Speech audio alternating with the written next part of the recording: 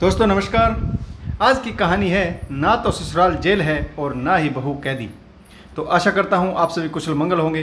तो आज की कहानी शुरू करने से पहले जो भी चैनल पर पहली बार आए हैं चैनल को सब्सक्राइब करें और घंटी का बटन दबाकर ऑल का आइकन जरूर प्रेस करें ताकि हमारी आने वाली सभी कहानियाँ आप तक सबसे पहले पहुँचे। तो चलिए शुरू करते हैं आज की एक नई कहानी। घर में कोमल की शादी की तैयारियां चल रही थी। कोमल पूरे परिवार की इकलौती बेटी थी और सबकी लाडली भी। घर वालों और रिश्तेदारों की आंखों का तारा थी, तो भला उसकी शादी में कोई कमी कैसे होने देता। ससुराल वालों ने दहेज के नाम पर कोमल के पिता से हैसियत से ज़्यादा कुछ नहीं मांगा था। फिर भी कोमल के पापा ने अपना और बेटी का मान ससुराल में बढ़ाने के लिए उपहार स्वरूप एक महंगी कार देने का फैसला किया। माँ ने भी गहनों और साड़ियों में खूब पैसा खर्च किया। दादी के लिए बहुत बड़ी खुशी की बात थी। इस उम्र में पोती का विवाह देख पाना हर किसी के नसीब में नहीं होता, तो भला वह पीछे कैसे रहती। उन्होंने अपनी तरफ से कोमल को सोने की भारी झुमकी दी थी। कोमल को चाची, मौसी, बुआ, मामी सब ने एक से बढ़कर एक उपहार दिए। शादी के 2 महीने पहले से ही शॉपिंग शुरू हो गई थी। जो भी उसे शॉपिंग कराने ले जाता दुकान का सबसे अच्छा और महंगा सामान खरीद कर देता। शादी की रस्मों के शुरू होते होते सभी रिश्तेदारों भी घर में जमा हो चुके थे। कोमल जिस चीज़ पर हाथ रखती थी वह चाहे कितनी भी महंगी होती उसे मिल जाती। रोज के खाने से लेकर शादी की खास तैयारियां सब कुछ कोमल की पसंद से हो रहा था। शादी के ठीक एक दिन पहले जब घर की सभी औरतें कोमल का बक्सा सजा रही थी तब बुआ ने अपनी दी हुई गुलाबी साड़ी की तरफ इशारा करते हुए कहा, कोमल बेटा, यह गुलाबी साड़ी मैं बड़े शौक से लेकर आई हूँ। बहुत महंगी है और गुलाबी रंग तुम्हारा फेवरेट कलर है। इसे पहनना जरूर, ससुराल में किसी को दे मत देना। कोमल बेटा, जब तुम्हारी माँ दुल्हन बनकर इस घर में आई थी तब उनकी पसंद की बहुत सी साड़ियाँ मैंने उनसे मांग ली थी। उनकी वह साड़ी जो उनके दिल के बहुत करीब थी मैंने संदूक खुलाई की रस्म में ले ली थी और तुम्हारी माँ ने मना भी नहीं किया।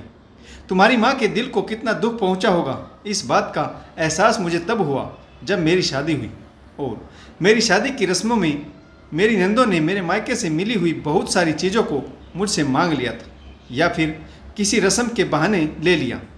उस समय मुझे बहुत अफसोस हुआ था और साथ ही अपने किए पर शर्मिंदगी भी महसूस हुई थी, परंतु तुम अपने साथ ऐसा मत होने देना।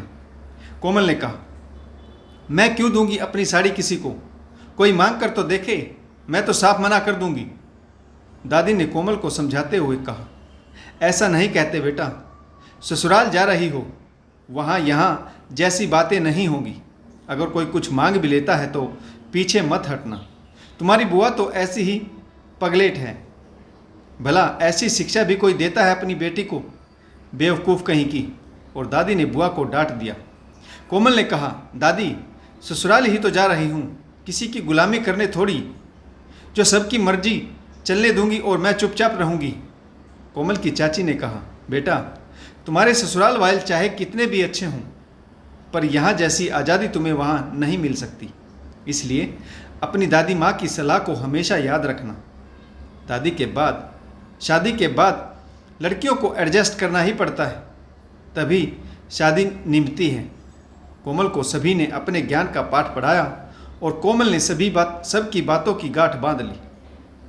कोमल खुले विचारों की आधुनिक लड़की थी, परंतु आज जिस तरीके से दादी, चाची, मामी ने उसे सीख दी उसे ससुराल नाम की चीज़ से कोमल को डर लगने लगा। वह सोचने लगी कि ससुराल में सास और ननद जैसे 2 प्राणी तो होने ही नहीं चाहिए। जैसे कि चाची ने बताया, मुझे इन दोनों से अधिक सतर्क रहना होगा। सास और ननद की हर बात सिर आंखों पर रखनी होगी, वरना ससुराल में शादी नहीं निभेगी। इससे पहले कोमल अपनी शादी को लेकर बहुत खुश थी और वैवाहिक जीवन के खुशहाल सपने सजा रही थी, परंतु अब वह सहम गई और उसके चेहरे की रौनक ने उदासी का स्थान ले लिया। चेहरे का नूर तो जैसे कहीं छूमंतर हो गया। शाम को लेडीज संगीत का प्रोग्राम था। एक तरफ लेडीज संगीत चल रहा था और दूसरी तरफ कोमल को मेहंदी लगाई जा रही थी। औरतों का नाच गाना चल रहा था। कोमल की माँ सभी रिश्तेदारों की आवभगत में व्यस्त थी, परंतु कोमल की माँ ने अपनी बेटी के चेहरे की उदासी को भांप लिया था। घर के सभी आवश्यक कार्य निपटाकर कोमल की माँ अपनी बेटी के साथ कुछ समय बिताने के लिए उसके कमरे में गई तो कोमल अपने कमरे में उदास बैठी थी। कोमल की माँ मधु ने अपनी बेटी के सिर पर हाथ रखते हुए कहा, क्या हुआ मेरी गुड़िया? मैं देख रही हूँ कि दोपहर बाद से तू कुछ उदास लग रही है। तेरी कोई ख्वाहिश बाकी तो नहीं रह गई? अगर शादी में कोई कमी रह गई है तो मुझे बता दे। तेरे पापा तेरी खुशी के लिए ज़मीन आसमान एक कर देंगे। कोमल की आंखें नम हो गई। कोमल अपनी माँ के गले से लगकर बोली, पिछले कुछ दिनों से आप सब लोग मेरे लिए जो कुछ भी कह रहे हैं उसे तो मुझे ऐसा ही लग रहा है जैसे मैं इस घर की बेटी नहीं बल्कि कोई राजकुमारी हूँ। जिस चीज़ पर उंगली रख दूँ वह मेरे लिए खरीद ली जाती थी। सिर्फ पापा और आप ही नहीं, सभी ने मेरे सारे शौक पूरे किए, मेरी खुशियों के लिए क्या नहीं किया। पर आज आप सबकी सलाह सुनकर लग रहा है जैसे मैं कोई राजकुमारी तो क्या बल्कि एक मामूली सी लड़की भी नहीं। माँ, स्कूल कॉलेज भेजते समय तो आपने हमेशा मुझे सिखाया था कि सबकी बात ध्यान से सुनना और अगर शंका या गलती लगे तो आवाज़ ज़रूर उठाना, जवाब देना और प्रश्न पूछना। पर आज आप सब लोग मुझे यह सलाह क्यों दे रहे हो कि वहाँ किसी को जवाब नहीं देना, चुप रहना, 100 तरह की बातें होंगी, ध्यान मत देना क्योंकि शादी के बाद लड़कियों को एडजस्ट करना पड़ता है। क्यों माँ, मैं ही एडजस्ट क्यों करूँ? जहाँ एक तरफ इतने महंगे उपहारों से मेरा इतना मान बढ़ाया जा रहा है, वहीं दूसरी तरफ मुफ्त की सलाह देकर सभी लोग मेरे आत्मसम्मान को ठेस पहुँचा रहे। क्या लड़की होना गुनाह है? कोई अन्याय या दुर्व्यवहार हो तो उसके खिलाफ आवाज़ उठाना गलत है? क्या मैं कोई अपराधी हूँ जो सज़ा काटने के लिए ससुराल जा रही हूँ? कोमल की माँ ने अपनी बेटी को समझाते हुए कहा, नहीं बेटी, ना तो ससुराल जेल होती है और ना ही बहू कैदी। गलती तुम्हारी नहीं है, लव मैरिज हो या अरेंज, हर लड़की के मन में ससुराल को लेकर थोड़ा बहुत डर जरूर होता है। कई बार यह वह चिंता का रूप धारण कर लेता है जो कि स्वाभाविक भी है, परंतु तुम्हें अपने ससुराल वालों के प्रति नकारात्मक छवि नहीं बनानी चाहिए। हमेशा झगड़े के लिए ससुराल वाले ही जिम्मेदार नहीं होते। कई बार खुद को व्यक्त न कर पाना भी शादी के न निभाने का कारण बन जाता है। हर लड़की को अपनी ख्वाहिश, तकलीफ और भावना को व्यक्त करने में संकोच नहीं करना चाहिए और तुम भी अपने ससुराल में अपनी भावनाओं को व्यक्त करने में संकोच मत करना। जैसा कि तुम्हारी बुआ, चाची, दादी ने कहा कि शादी के बाद लड़की की आज़ादी छिन जाती है, परंतु ऐसा कुछ नहीं है। शादी से पहले भी तुम मुझसे और अपने पापा से कहीं बाहर जाने के लिए परमिशन लेती आई हो और हमारी परमिशन के बिना कहीं नहीं जाती। तो शादी के बाद सास ससुर से बाहर जाने के लिए परमिशन लेने में दिक्कत कैसी? जब माँ बाप से परमिशन ली जा सकती है तो सास ससुर से क्यों नहीं? तब ऐसा क्यों लगता है कि हमारी आज़ादी छिन रही है? हम बिना पूछे कहीं नहीं जा सकते, जबकि वास्तविकता में मायके में भी तो हम ऐसा ही करते हैं। फिर ससुराल में ऐसा क्यों नहीं किया जा सकता? फिर बात आती है तजुर्बे की।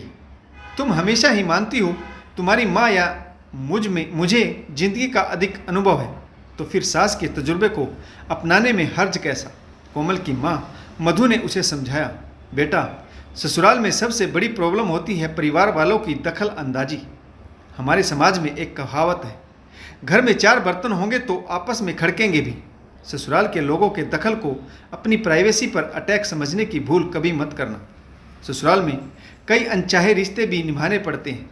सास, ननद, जेठानी, सास बहू के झगड़े वाले धारावाहिकों से तो लड़कियां पहले ही वाकिफ हो जाती हैं, परंतु वास्तविक जीवन में इन रिश्तों को निभाना इतना जटिल भी नहीं होता। अपने पति से जुड़ी हुई जिम्मेदारियों को पूरा करने का उत्साह हमेशा लड़की में होना चाहिए। नई बहू को ससुराल में सबसे बड़ी दिक्कत होती है जीवन शैली के बदल जाने का डर। इसकी सबसे बड़ी वजह होती है कि पिता के घर को छोड़कर पति के घर जाना।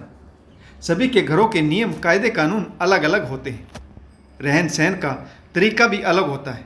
इन सब में खुद को समायोजित करना हर लड़की के लिए थोड़ा मुश्किल होता है, परंतु नामुमकिन नहीं। याद रखना, अगर तुम्हारे लिए वह घर और उस घर के लोग नए हैं तो उनके लिए भी तुम नई हो। तुम्हें अपनी गृहस्थी में समायोजित करना तुम्हारी सास के लिए भी बहुत बड़ी चुनौती है। समझौते सिर्फ तुम ही नहीं कर रही हो, उन्हें भी तुम्हारे साथ सामंजस्य बिठाने में बहुत से बदलाव करने पड़ेंगे। तुम स्वयं में यदि एक बदलाव लाओगे तो तुम्हारे ससुराल वाले भी तुम्हारे अनुसार बदलने की कोशिश करेंगे। पहल अपनी तरफ से करनी पड़ती है। सब कुछ बना बनाया थाली में परोसा हुआ नहीं मिलता। भोजन की खूबसूरत थाली को सजाने के लिए मेहनत करनी पड़ती है। इसके बाद कोमल ने अपनी माँ की दी हुई सीख को गांठ बांध लिया और उसके मन का सारा भय निकल गया। कोमल मुस्कुराती हुई अपने कमरे से बाहर आई और चाची के गले से लिपट कर बोली, चाची, आपके दिए हुए सारे गिफ्ट मैं अपने साथ ले जा रही हूँ, परंतु माफ़ करना, आप सबकी दी हुई मुफ्त की सलाह मैं अपने साथ लेकर नहीं जाऊँगी। तो दोस्तों, आशा करता हूँ आपको यह कहानी ज़रूर पसंद आई होगी। अगर आपको हमारी कहानियाँ अच्छी लगे तो लाइक, शेयर और कमेंट्स करना बिल्कुल ना भूलें, ताकि हमारा भी हौसला बढ़ता रहे। तो कहानी पढ़ने के लिए आप सभी का बहुत बहुत धन्यवाद। जय हिंद, वंदे मातरम, भारत माता की जय, जय जवान और जय किसान।